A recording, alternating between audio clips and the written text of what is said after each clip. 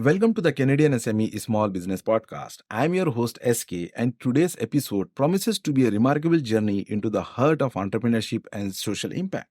We are thrilled to have Sévrine Labelle, Managing Director of Thrive Lab at BDC, joining us today.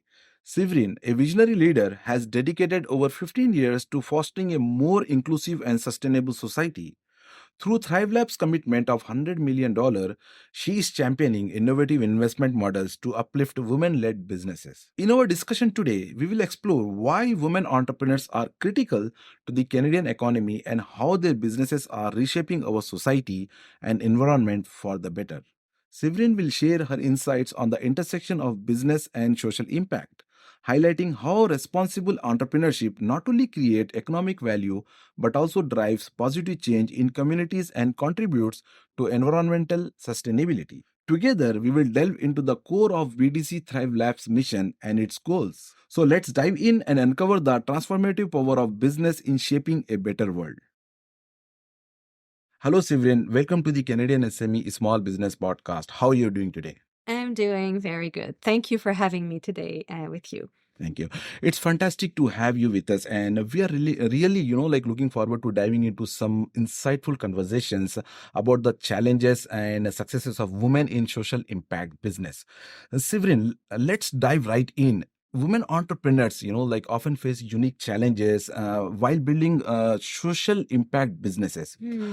Can you share some insights into the obstacles they encounter and how you see these challenges evolving? Yeah, let's start by saying that all women entrepreneurs face unique challenges. And I think the main one is access to capital. And this is why we've created the Thrive platform that we're going to talk about in a little while.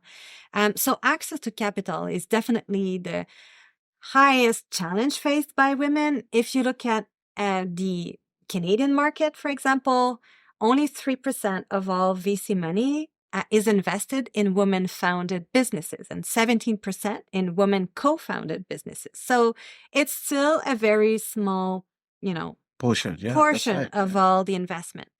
Why is that? Well, different reasons can explain it. There's still not as much women in the tech space, for example, not a lot of women investors in the space. And we know that the more women investors we have, the more investment are being made in women-led businesses. This is not me saying that. This is the studies. But also because women tends to see their growing path in a little different manner than what men could see it as. They tend to build a company with a more sustainable growth, and they like to create social impact businesses. So what is a social impact business? First of all, it is a business that was created with the intention to generate a positive, measurable social impact on society while having tremendous financial success as well. So there's an extra challenge for these women who are building those companies because, first of all, they need to find the right business model in order to create a business that will, when there's positive impact, there's positive revenue. And when there's positive revenue, there's positive impact. So those two needs to get aligned in order for the business to be successful and generate positive return on investment. So it's a challenge to find the right model, and it's a challenge to tell the right story to investors. There's a bias, I think, in the investment ecosystem where investors think that in order to create those social impact, the business will cut on their return on investment, which is not necessarily the case. The good news is that the market is evolving and we see more and more investors being interested in social impact companies. And I think it's going to be even more than a trend moving forward because of all of the challenges that we're facing as a society. Those companies are more and more in demand. And I think this is the right place for women to finally take their place in the economy. Thank you so much for sharing this. Sévrine, could you provide an example or two of women entrepreneurs who have overcome these challenges and achieved a remarkable success in social impact businesses? Yeah, this is still quite of a new space, and it's always a challenge even to find, very successful women entrepreneurs with great exit. But there are a few. Um, Namely, there's one that I met a few weeks ago, and I was so impressed by her company and her exit. It's Tara Bush from the company Smart Suite.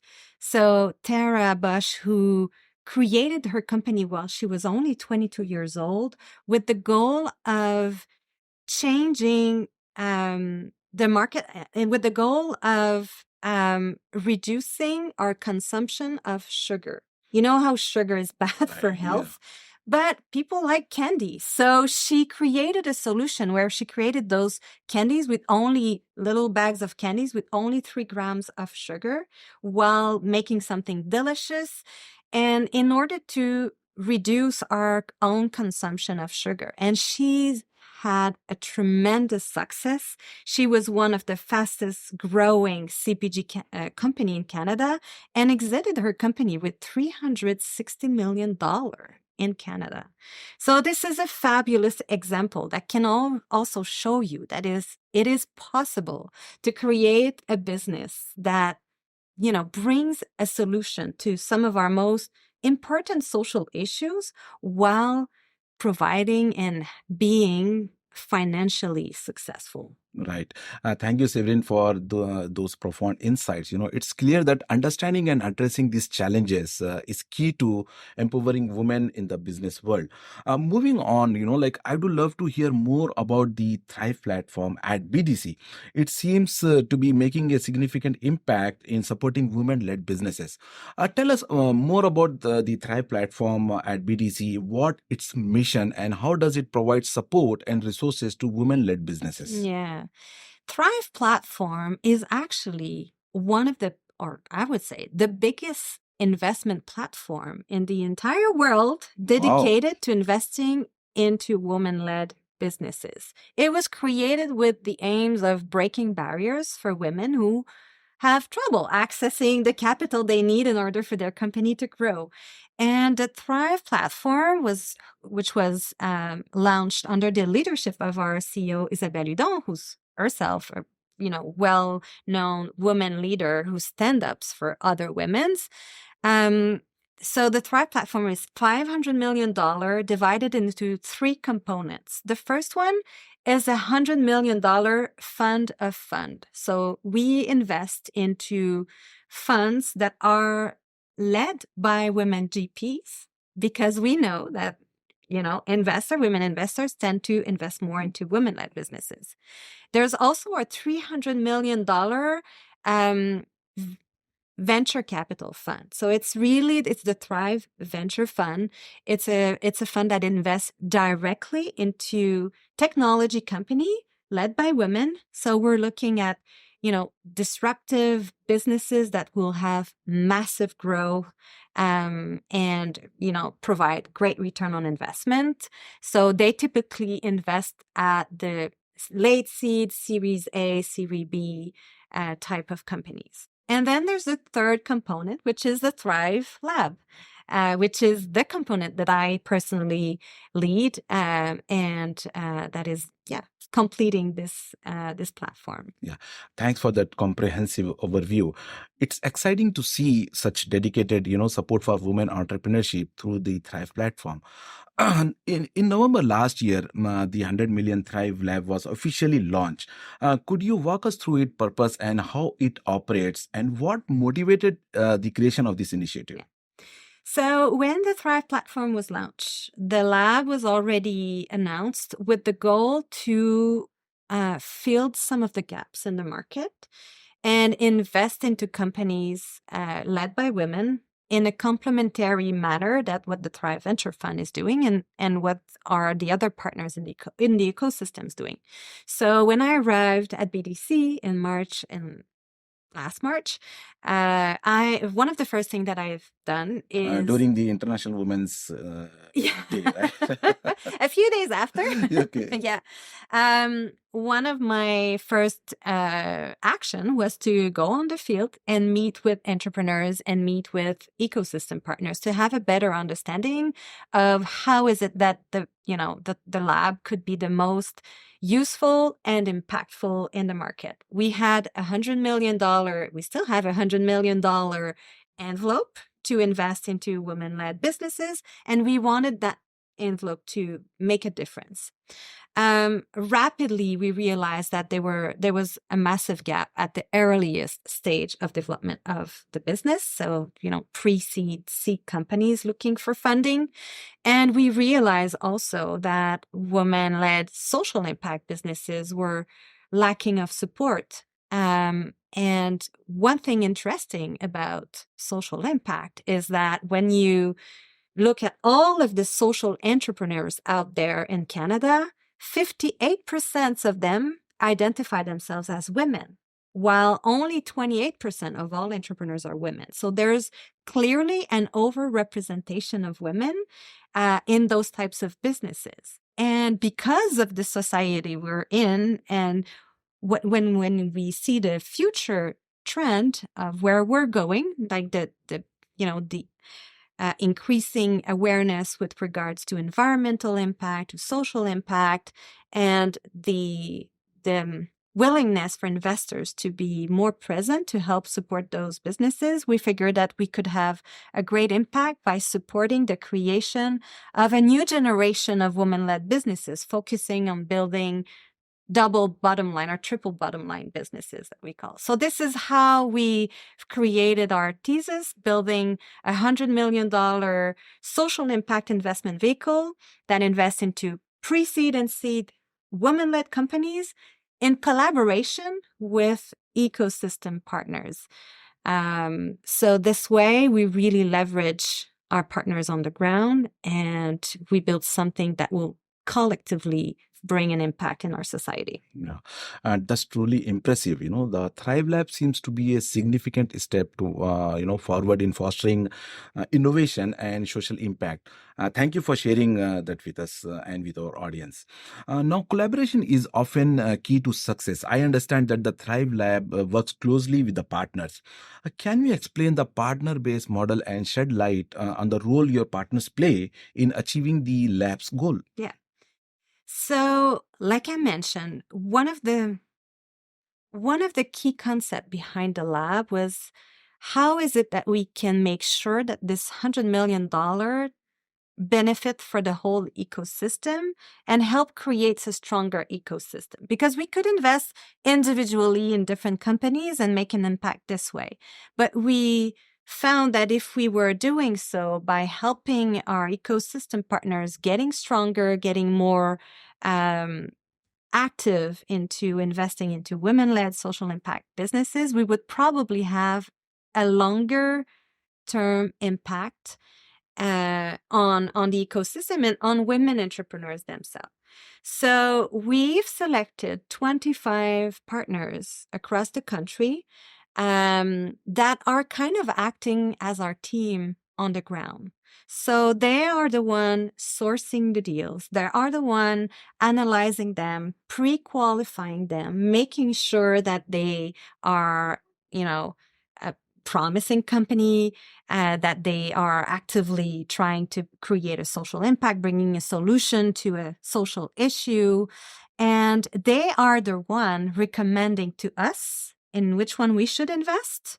And they are obviously investing alongside us. So this is a way for us to increase the capital availability for those women entrepreneurs. And at the same time, we can rely on the expertise that is already there of partners who are working right, in their region, looking and following many entrepreneurs for a certain amount of time. And they are much more able than we are to find who are the most promising businesses out there.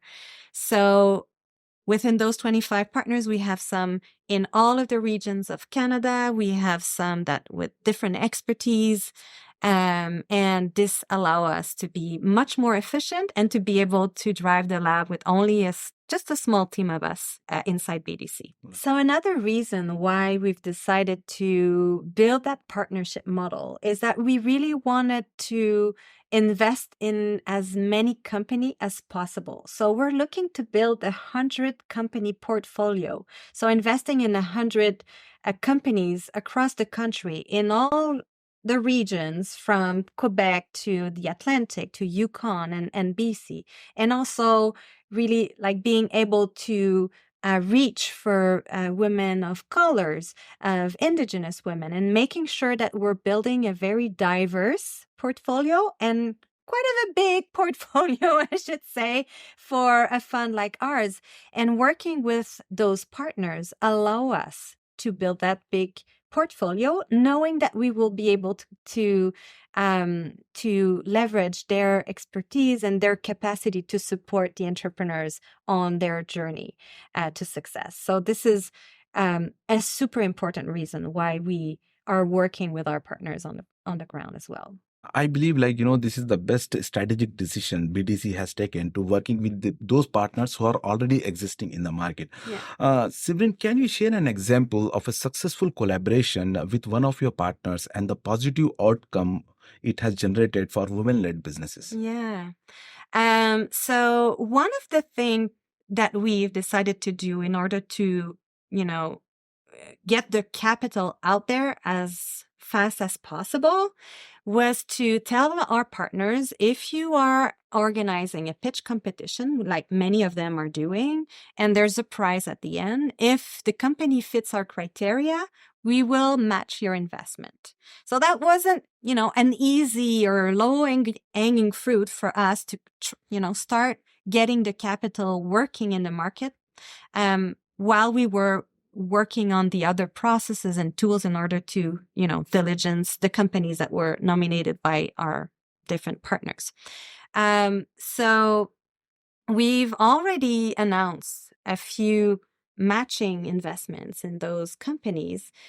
And one, the first one that we made was with the Firehood organization, which is a angel group, women-led angel groups here in the region of Toronto, but they are working nationally, and they organized a pitch competition at the Startup Fest last summer.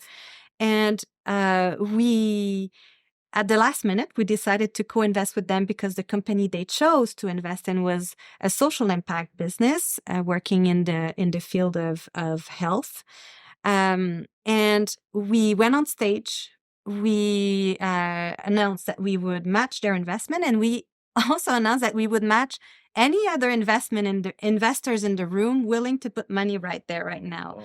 And we've been able to raise $50,000 more for this company. So instead of leaving the festival with $100K, which was the original price, they left with $300K. And then they've been able to close a round today. They closed their round, oversubscribed. I think, I don't want to take all the credit because the entrepreneur made an amazing work doing her fundraising. But I think that for many of the potential investors, knowing that BDC is around the table is also a good way to attract other investors. And this is something we're trying to repeat with other investment that we're making. So we're trying to get there as early as possible to really create a positive signal in the market and helping the entrepreneur attracting other investors. We know how difficult it is to fundraise money in the market right now. So if having BDC around the syndicate of partners is positive for the company, we're happy to do that, to play that role. Right. It's inspiring to see such effective collaborations in action. And your partners seems to play a crucial role in the success of Thrive Lab. Let's talk about the eligibility, for this, those businesses, women-led businesses who are interested. Yeah. Who is eligible to benefit from the Thrive Labs programs, and how can women entrepreneurs apply? Yeah. So obviously, first thing has to be a woman-led businesses, which mean the company has been founded by a woman, or there's a woman CEO with significant share in the business. The business has to be impact driven. So it really has to be created with the goal of generating, positive social impact, measurable social impact. And we are looking for 5 specific themes of impact. So ideally, those companies are creating solutions to help tackle some issues that are related to the UN SDGs. And we have 5 in particular that we tend to focus on. The first one is food security. So all companies bringing solutions to increase our food security as a society, improving health and well-being of our population or access to health services, for example, improving education or education access, as well reducing inequalities, social or economic inequalities within the society. And the 5th one is how to bring solution to increase responsible production and consumption. So these are wide theme, but where we tend to select our companies we invest in. And the other criteria, super important, the company needs to be nominated by one of our 25 co-investment partners. So they are the one telling us who we should invest in. So it's not by applying or calling directly. Not directly BDC. VDC. Okay. They have to go on our website, look at the 25 partners. Those are partners across the country. Some of them are national, and they need to secure a recommendation or nomination from them in order for us to look at the company and diligence the company and deciding if we are investing or no in the company. And lastly, they need to be actively fundraising. And having other partners is also a plus. Our goal at the end is making sure that every company we invest in is well supported by a good and strong syndicate of partners who are going to be able to support the company in its growth and to achieve success. And also that will bring more capital around the table. So we make sure that this company has sufficient capital in order to reach the next milestone. Right. And for our listeners, we will be adding the full details and also about the partners through which you can apply for these programs in our episode description. So subscribe to Canadian SME Small Business Podcast so you can get more updates and insights like this. Now, in continuation to my previous question, how do you measure and track the impact the Thrive Lab is striving to achieve? Mm-hmm. So the Thrive Lab is trying to achieve 4 kind of impact. The first one is our impact on the capacity of women to access capital. So we're going to follow the market and see how the dots are changing and if we're collectively able to improve access to capital for women-led businesses. So that was the first one. The second one is, what is the impact that our portfolio company have on the society within the 5 themes that I've talked about before? So we're going to follow different KPIs like access to, access to necessity services. How do you say that? Like important services like health and education, so the access to that, and the reduction of GHG, for example. So we're going to have different KPIs that will allow us to measure the impact of our portfolio company and our portfolio as a whole. The third impact we're trying to have is a positive impact on the ecosystem. So when we are working collaboratively with the ecosystem, we're trying to collectively create more tools, more, raising our collective knowledge, our collective expertise in order to better support and better capitalize women-led social impact businesses. And then the fourth one is more of an internal one, how the lab can have positive impact internally within BDC by, shaking a little bit some status quo on bringing new solutions, new ways of investing, new instruments of investment, always with the same goal to improve access to capital for women-led businesses. Right. Understanding the eligibility criteria and impact measurement strategies help us, appreciate the full scope of the Thrive Labs impact. Thanks for that clarity. Sévrine, let's talk about the landscape of impact investment in Canada. Like, how prevalent is it, and are there any notable trends or developments you have observed in recent years? Mhm. So the impact investing world is growing fast everywhere on the planet, and in Canada as well. We've seen different new funds popping up within the ecosystem. We're thinking of Amplify, of Telus Pollinator. Spring just launched a new social impact fund. So there's a few players out there that are really defining what is the impact investing ecosystem looks like in Canada.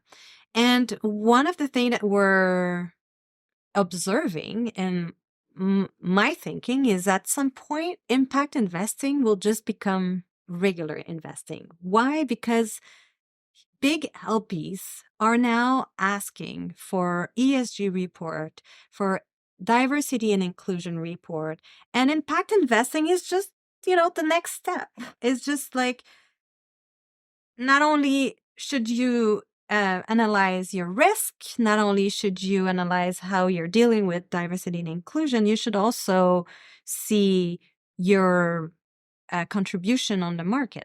Not only what can you do better, but Yeah. what can you do to make a positive impact on Right. society? So I think it's moving quite fast, and it's good because I think that's where we need to go. Right. Do you see any particular sector or industries where impact investing is gaining more traction in Canada? Yeah, I think everything with regards to environment is very prevalent. So we've seen a lot of clean tech fund, climate tech funds, and sometimes they won't market themselves as impact investors, but that's truly what they are at the end, right? They're investing in technologies that are bringing solutions to some of our environmental problem. One of the reasons why at the Thrive Lab we've decided to maybe specialize ourselves more on the social part of the impact is because there seem to be a little bit less players on that are interested to social issues. We have a few partners within our 25 partners that are already investing into social impact companies. I named Spring as an example. There's also Good and Well, which is a family office in Toronto. There's Evol in Quebec that are doing impact investing. But social impact is, I would say, something that is new and needs to grow a little bit better. Your insights into the evolving landscape of impact investing in Canada are incredibly, valuable, especially for our audience who are keen on making a difference through their investment. Lastly, Sévrine, can you share your insights on whether it's possible to build a social impact business in Canada that delivers both positive social change and financial returns? It's not only possible, this is what we're looking for. Some companies were built there's a strong belief that when you're trying to achieve a social impact, you have to cut on your return. And in some type of businesses, it might be the case. But I really believe that strong impact companies will be much more successful if their revenue model is aligned with their impact model. So the more impact they create, and let's just think about Tesla, because everybody knows Tesla, right? So the more electric car they sell, the more impact they have on the how do you say the energy transition, and the more revenue they make as well. So I think it's really important for an impact business to think on how to build the model of the company in order to make sure that revenues are aligned with impact and vice versa. And this is how we will change the the landscape. Right. Sévrine, your advice on balancing social impact with profitability is enlightening. It's clear that thoughtful strategies can lead to success in both areas. Thank you, Sévrine, for your invaluable insights on this important topic. And also, before we wrap up our conversation today, Sévrine, there's one more question I would like to ask. It's something that I believe our listeners, especially aspiring entrepreneurs, will find invaluable. Could you share one key piece of advice for women entrepreneurs, particularly those looking to make a social impact through their businesses? Yeah. Well, first of all, repeating myself, but making sure to align the model is super important. It's key. But once you've figured it out and you're ready to get out there and fundraise capital, which is, the main challenge, like we've mentioned before, it's important to have a very compelling storytelling, because investors not always aware of that possibility of creating a social impact business that will bring profitability and return on investment. So it's important to be able to, tell that story very clearly, and adjust the story with the kind of investors you're meeting as well. So it's important to know who you are talking to. If it's an impact investor, put more focus on your impact and how you're going to measure it. And if it's more of a traditional VC, well, make it with more focus on your revenue model. But don't change your business. We really need women-led to build on their strength and to go out there and create those wonderful, powerful social impact businesses in order to bring solutions to some of our issues. So I really want to tell them to be ambitious, to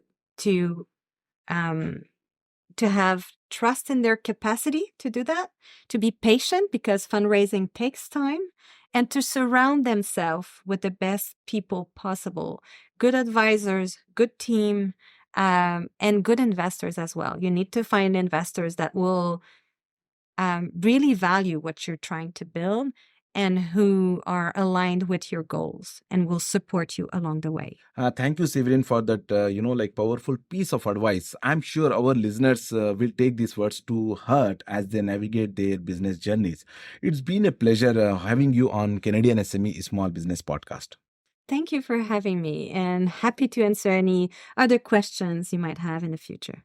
Thank you so much. As we wrap up this inspiring episode of the Canadian SME Small Business Podcast, I want to extend a heartfelt thank you to Sévrine Labelle for her profound insights and for shedding light on the essential role of business in our society and environment. Today, we have learned how businesses, especially those led by women, are not just profit-making entities but catalysts for positive social and environmental change. Our discussion underlined the importance of sustainable and inclusive business practices, a philosophy that is at the heart of BDC's Thrive Lab. I'd also like to express our gratitude to our exclusive partners, RBC, UPS, and Zero, for their unwavering support. For more on the innovative work of BDC Thrive Lab, visit BDC Thrive Lab's website added in the description. Thank you, our listeners, for joining us on this enlightening journey. I'm SK, and it's been a privilege to be your host. Stay tuned for more engaging conversations that delve into the heart of Canadian businesses and its impact on our world.